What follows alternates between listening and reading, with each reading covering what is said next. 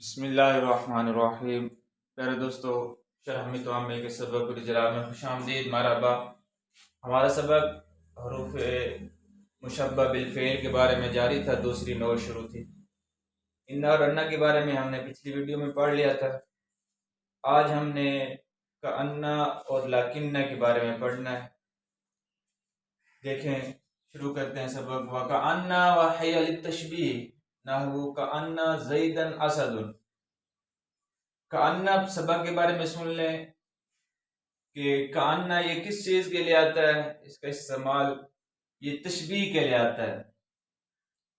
یعنی ایک چیز کو دوسرے چیز میں شریک کر دیتا ہے کسی وصف میں۔ ایک چیز کو دوسری چیز میں شریک کر دیتا ہے کسی وصف میں، سارا بالکل نہیں کرتا، یعنی ایک کسی وصف میں شریک کر دیتا ہے۔ جیسے مثال دے رہے ہیں کہ زید اسد کی طرح ہے۔ اب اسد شیر کو کہتے ہیں، تو شیر کوئی کہے گا کہ شیر کی طرح کیسے ہے، شیر کی تو دمب ہوتی ہے، پونچھ ہوتی ہے شیر کی۔ زید اسد کی طرح مطلب ایک وصف میں بہادری والا، شیر بھی بہادر ہوتا ہے تو زید میں بھی بہادری ہے، اس لیے کہا گیا کہ زید اسد کی طرح ہے۔ اب یہ کاننا تشبیہ کے جاتے ہیں۔ اور لاکنہ، یہاں سے ولاکنہ ہی للاستدراک ای للدفع التوهم الناشئ من الکلام السابق ولہذا لا تقع الا بین الجملتین اللتین تکونان متغایرتین بالمفہوم۔ اب یہاں سے لکنہ کے بارے میں بتا رہے ہیں، چوتھا حروف ہے حروف مشبہ بالفعل میں سے چوتھا حرف لکنہ۔ اب لکنہ یہ کس چیز کے لیے استعمال ہوتا ہے؟ کہہ رہے ہیں کہ لکنہ استدراک کے لیے آتا ہے۔ اب استدراک کا کیا مطلب ہے؟ استدراک کا مطلب خود مصنف نے آگے بیان کر دیا۔ استدراک کا مطلب یہ ہے کہ کلام سابق کلام میں کوئی توہم پیدا ہو رہا ہو، وہم پیدا ہو رہا ہو، تو اس کو دور کرنے کے لیے لکنہ آتا ہے۔ مثال کے طور پر دو بندے ہیں، اکٹھے ہر وقت رہتے ہیں، زید اور بکر۔ اگر زید جہاں جائے گا تو بکر بھی وہیں جاتا ہے، تو کسی نے کہا کہ غابہ زید زید غیب ہے، تو یہ وہم پیدا ہوا کہ عمر بھی بکر بھی نہیں ہوگا، کیونکہ ہمیشہ یہ اکٹھے رہتے ہیں، تو زید نہیں آیا تو بکر بھی نہیں آیا ہوگا۔ تو پھر جو کہنے والا تھا، کلام کرنے والا تھا، اس نے جب غابہ زید کا وہم پیدا ہوا کہ بکر بھی نہیں آیا، اس نے آگے کہتے لکن بکرن حاضر، لیکن بکر آیا ہوا ہے، یعنی اس وہم کو، پہلے والے وہم کو دور کر دیا۔ یعنی لکنہ یہ استدراک کے لیے جو سابق کلام ہے اس میں جو وہم پیدا ہو رہا ہوتا ہے اس کو دور کرنے کے لیے آتا ہے۔ تو اب اسی کا بتا رہے ہیں کہ لکنہ جو ہے نا، سابق کلام کے وہم کو دور کرنے کے لیے آتا ہے، تو پھر یہ دو جملوں کے درمیان آئے گا، دو جملوں کے درمیان ہوگا، پہلا جملہ اور ہوگا، دوسرا اور ہوگا، مفہوم کے اعتبار سے، یعنی دونوں کا مفہوم جدا جدا ہوگا۔ یہی بات بتا رہے ہیں کہ اسی لیے یہ نہیں واقع ہوتا، مگر دو جملوں کے درمیان ایسے دو جملے جو دونوں متغیر ہوں مفہوم کے اعتبار سے۔ اب غابہ زید یعنی زید نہیں ہے اور بکر حاضر ہے، پہلے کا مفہوم ہے کہ زید نہیں آیا، نفی ہو رہی ہے کسی چیز کی، اور دوسرے کا جو مفہوم ہے جملے کا کہ بکر آیا ہوا ہے، یعنی اس کی نفی نہیں ہو رہا، اس بات ہو رہا ہے اس کا، تو اس لیے یہ دو متغیر جملوں کے درمیان آتا ہے، تو ترکیب بھی الگ الگ ہوگی اس کی۔ اور اسی طرح دوسری مثال دینے کہ وما جانی زید لکن عمرن جانی، کہ زید نہیں آیا لیکن عمر وہ آیا ہے۔ یہ ہمارا سبق بیان ہو چکے، اب دیکھیں ترکیبیں ہم کرتے ہیں۔ وکأن واو جو ہے یہ استئنافیہ کہتے ہیں۔ کأن ہم نے شروع میں بھی بتایا تھا کہ اجمالاً کوئی چیز آ جائے پھر اس کی تفصیل ہو تو تین طرح ترکیب ہوتی ہے۔ ہم نے پیچھے بھی جو ترکیب کی تھی وہ مبتدا خبر والی کی تھی، یعنی مبتدا محذوف نکالا تھا، تو یہاں کا انّا کا بھی ہم نکالیں گے ثالثھا، انّا کا ہم نے احدھا نکالا تھا، انّا کا ہم نے ثانیھا نکالا تھا، کأنہ کا ہم ثالثھا مبتدا معذوف نکالیں گے، کأنہ یہ خبر بنے گی مبتدا معذوف کی ثالثھا کی، ثالث مضاف حاضم مضاف الیہ مضاف الیہ مل کر مبتدا بن جائیں گے، کأنہ یہ خبر بن جائے گی، مبتدا خبر مل کر جملہ اسمیہ خبریہ یہ الگ ہو جائے گی ترکیب۔ اب دیکھیں وہ استنافیہ جملے کے شروع میں آ رہی ہے ہی ضمیر، ہی ضمیر مرفوع منفصل ہے، جب ضمیر مرفوع منفصل آ جائے شروع میں جملے کے تو مرفوع ضمیر کو ہم مبتدا بناتے ہیں، ایک یہی قاعدہ ہے، اور بعد والے کو خبر، ایک قاعدہ۔ دوسرا قاعدہ یہ بھی فٹ ہو رہا ہے کہ یہ معرفہ ہے ضمیر اور بعد میں جار مجرور آ رہا ہے، تو یہ بھی قاعدہ ہے کہ جب پہلے معرفہ ہے اور اس کے بعد جار مجرور آ جائے تو معرفہ کو مبتدا اور جار مجرور کو کسی کے متعلق کر کے خبر بناتے ہیں، تو یہ دونوں قاعدے فٹ ہو رہے ہیں، تو ہے یا مبتدا ہو جائے گی، للتشبیہ لام جار ہے، تشبیہ مجرور ہے، جار مجرور مل کر یہ ظرف مستقر ہوں گے، کیونکہ فعل موجود نہیں ہے، فعل موجود نہ ہو تو پھر ظرف مستقر ہوتا ہے، کسی کے فعل کو نکالا جاتا ہے یا شبہ فعل کو نکالا جاتا ہے۔ ہم یہاں خبر بنانی ہے تو ہم شبہ فعل کو نکالیں گے ثابتتن کو، ثابتتن یہاں جو نکالیں گے وہ اسم فاعل ہے، اس میں ہی ضمیر فاعل ہے، اسم فاعل اپنے فاعل اور اس متعلق سے مل کر خبر بن جائے گا، مبتدا خبر مل کر جملہ اسمیہ خبری ہو جائیں گے۔ اب یہ مثال دی جا رہی ہے، مثال کی نحو جہاں آ جائے یا مثلو آ جائے تو اس کی ترکیب دو طرح کی ہوتی ہے، نحو کو مضاف بنائیں گے، پورے جملے کو مراد اللفظ کہہ کر ہم مضاف الیہ کہہ دیں گے، مضاف الیہ مل کر یہ مثال و مبتدا محذوف کی خبر ہو جائے گا، مبتدا خبر مل کر مثال مضاف و ضمیر مضاف الیہ، مضاف الیہ مل کر مبتدا اور یہ خبر دیں، مبتدا خبر مل کر جملہ اسمیہ خبریہ ہو جائیں گے۔ اور دوسری ترکیب کا انا، یہ حرف مشبہ بالفعل ہے، زیدن اس کا اسم ہو جائے گا، اسدن اس کی خبر ہو جائے گی، حرف مشبہ بالفعل اپنے اسم اور خبر سے مل کر جملہ اسمیہ خبری ہو جائے گا۔ دوسرے جملے کی ترکیب دیکھیں، ولیکن واو استنافی لیکن، یہاں لیکن جو ہے، لیکن یہاں پہ یہی ترکیب نکالیں گے، رابعھا ہم نکالیں گے، رابع مضاف حاضمر مضاف الیہ مضاف الیہ مل کر مبتدا اور لیکن یہ خبر بن جائے گی،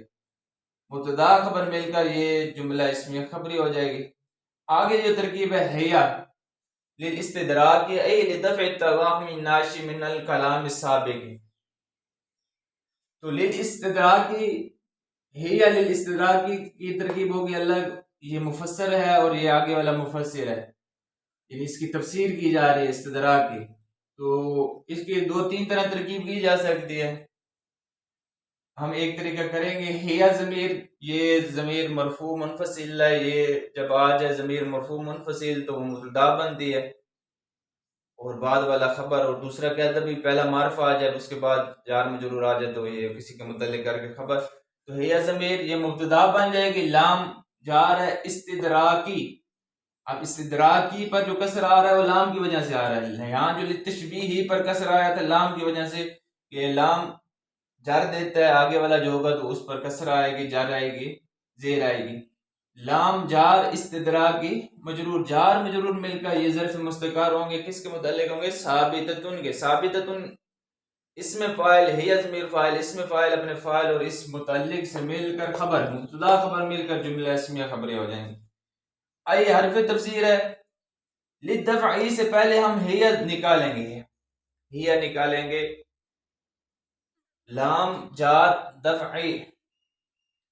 یہ مضاف نکرہ ہے، التواہمی معرفہ ہے، نکرہ پہلے آ جائے اس کے بعد معرفہ آ جائے تو نکرہ کو مضاف بنایا جاتا ہے اور معرفہ کو مضاف الیہ، للدفعی پر جو کسر آ رہا ہے لام کی وجہ سے یہ مجرور بن رہا ہے، التواہمی اس پر کسر آ رہا ہے یہ مضاف بن رہا ہے، مضاف الیہ بن رہا ہے، دفع کا مضاف ہے پیچھے کے لیے اور آگے کے لیے کیا، یہ بھی معرفہ ہے یہ بھی معرفہ ہے، جب دو معرفے آ جائیں تو پہلا موصوف ہوتا ہے دوسرا صفت، تو التواہمی یہ موصوف ہو جائے گا، الناشی یہ صفت ہو جائے گا، لیکن یہ خود صفت کا صیغہ ہے، یعنی اس میں فاعل کا صیغہ ہے ناشی، تو یہ ناشی اس میں فاعل، اس میں ہوا ضمیر فاعل ہو جائے گی، من جار ہے، الکلام یہ بھی معرف ہے، سابق کی بھی معرف ہے، کلام ہی آئے گا، من کی وجہ سے یہ مجرور پڑھا جائے گا، سابقی یہ بھی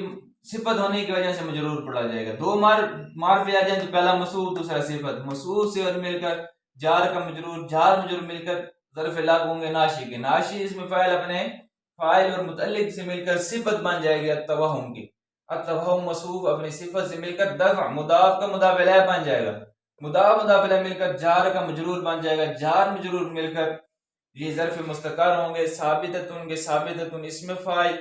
ہے ضمیر فاعل، اسم فاعل اپنے فاعل اور اس متعلق سے مل کر یہ بن جائے گی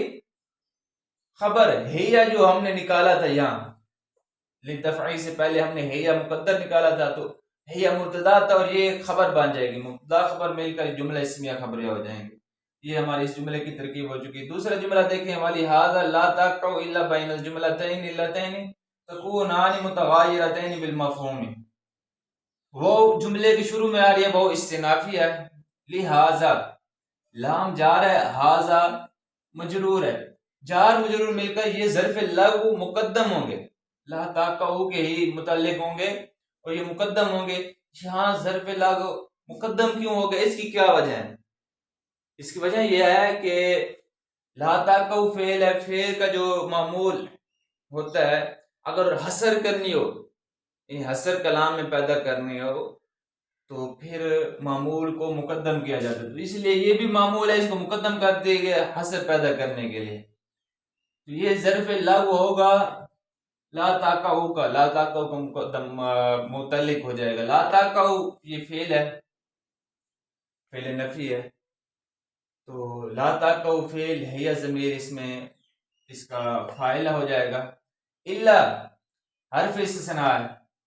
بائنا مضاف الجملتین پیچھے کے لیے تو مضاف الیہ ہے لیکن یہ بھی معرف ہے، اللہ تعین بھی معرف ہے، جب دو معرف آ جائیں تو پہلے کو موصوف بناتے ہیں دوسرے کو صفت، تو الجملتین یہ موصوف ہو جائے گا، تثنیہ ہے ویسے تو یہ موصوف، اللہ تعین یہ خود اسم موصول ہے، اسم موصول کا پھر صلہ بھی ہوتا ہے، یہ لازمی بات ہے، تو ہم اس کا پہلے صلہ نکالیں گے بعد میں پیچھے کے لیے ملائیں گے، اللہ تعین اسم موصول، تکونانی یہ فعل ناقص ہے، اس میں الف جو ضمیر ہے وہ اس کا اسم ہو جائے گی، متغیرتین، متغیرتین یہ صفت کا صیغہ یعنی اس میں فاعل ہے، اس میں ہماز میں اس کا فاعل بن جائے گا، با جار مفہومی یہ مجرور ہے، جار مجرور مل کر یہ متعلق ہوں گے متغیرتین کے، متغیرتین اس میں فاعل اپنے فاعل اور اس متعلق سے مل کر تکونان کی خبر بن جائے گی، تو فعل ناقص اپنے اسم اور خبر سے مل کر یہ اللہ تعین اسم موصول کا صلہ بن جائے گا، موصول اور صلہ مل کر جملتین کی صفت بن جائے گا، الجملتین موصوف اپنی صفت سے مل کر بین مضاف کا مضاف الیہ بن جائے گا، بین مضاف اپنے مضاف الیہ سے مل کر یہ مفعول فی مستثنی مفرغ ہو کر مفعول فی بن جائیں گے، مستثنی مفرغ کیا ہوتا ہے، یعنی حرف استثناء آئے لیکن مستثنی منہ پہلے نہ آئے، مستثنی منہ مذکور نہ ہو تو جو بعد والا اللہ کے بعد والا کلام ہوگا اس کو ہم مستثنی مفرغ کہہ کر جو بن رہا ہوگا وہی بنا دیں گے فوراً، یہ مفعول فی بن رہا ہے مستثنی مفرغ کہہ کر مفعول فی کہہ دیں گے، تو فعل اپنے ظرف لغو مقدم اور فاعل اور اس مفعول فی سے مل کر یہ جملہ فعلیہ بن جائے گا۔ اب دوسری مثالوں کی ترکیب دیکھیں، مثلو کی بھی وہی طرح اسی طرح دو طرح ترکیب ہوگی، مثلو مضاف آگے والا جملہ مراد لفظ کہہ کر مضاف الیہ کہہ دیں گے، مضاف الیہ مل کر مثال مبتدا محذوف کی خبر، مبتدا خبر مل کر جملہ اسمیہ خبری ہو جائیں گے۔ الگ ترکیب کریں گے، غاب زیدن، غاب فعل ہے، صیغہ بعد مذکر غائب ہے، فعل ماضی مثبت معروف ہے، ثلاثی مجرد ہے، اجوف یہی اسباب دارا بیدرب، غاب فعل اس زید اس کا فاعل ہو جائے گا، فعل فاعل مل کر جملہ فعلیہ ہو جائیں گے، لیکن بکرن حاضر اس کی ترکیب الگ کریں گے، کٹھی نہیں ہوگی کیونکہ یہ مفہوم کے اعتبار سے متغیر ہیں، الگ الگ ہیں، لیکن جو ہے یہ حرف مشبہ بالفعل ہے، بکرن اس کا اسم، حاضر اس کی خبر، لکنہ حرف مشبہ بالفعل اپنے اسم اور خبر سے مل کر یہ جملہ اسمیہ خبریہ ہو جائیں گے. اور ما جانی بھی یہاں ما جا فعل ہے، نون ضمیر وقایہ، یا ضمیر مفعول ہے. فعل اپنے زید اس کا فاعل بن جائے گا، اور نون جو ضمیر وقایہ ہوتی ہے وہ فعل ماضی کو کسرہ سے بچانے کے لیے آتی ہے. نون وقایہ کا مطلب ہوتا ہے بچانا. اب جا فعل اپنے فاعل مفعول سے مل کر یہ جملہ فعلیہ ہو جائے گا. لکنہ یہ حرف مشبہ بالفعل، امرن اس کا اسم، جا فعل، نون ضمیر وقایہ، یا ضمیر مفعول، اور ہوا ضمیر اس میں فاعل نکلے گی جا کے. فعل اپنے فاعل اور مفعول سے مل کر یہ خبر بن جائے گا لکنہ کی. لکنہ حرف مشبہ بالفعل اپنے اسم اور خبر سے مل کر جملہ اسمیہ ہو جائیں گے. یہ ہماری ترکیب مکمل ہو چکی. ترجمہ دوبارہ ایک بار سن لیں. اور ان میں سے تیسرا کأنہ ہے،